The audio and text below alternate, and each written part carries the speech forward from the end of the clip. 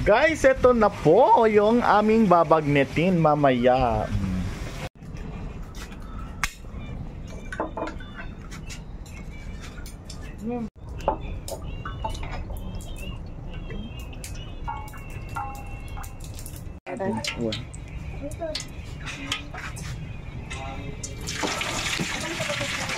Babagin, Mang.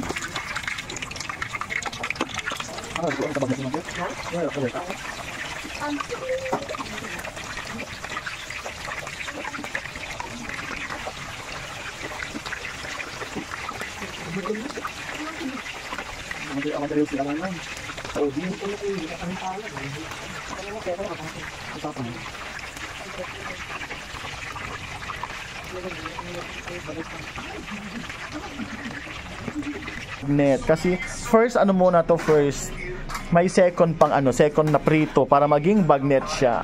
Pero bago maging bagnet, mag-rest muna siya ng kahit 1 oras lang. So ayan guys, wala siyang sangit ng ubing.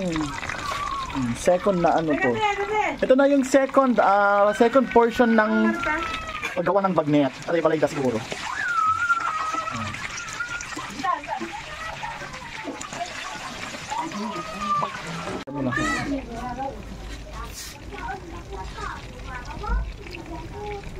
Wow, bagnet. Konting push pa.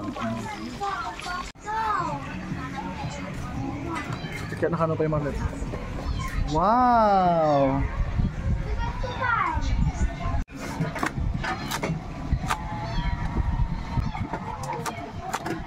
Crunchy.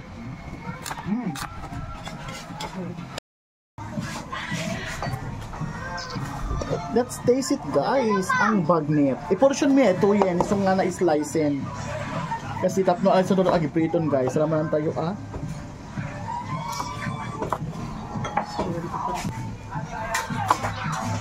Naiwas kaya sa usaw ti kamatis, bagoong kan sibuyas.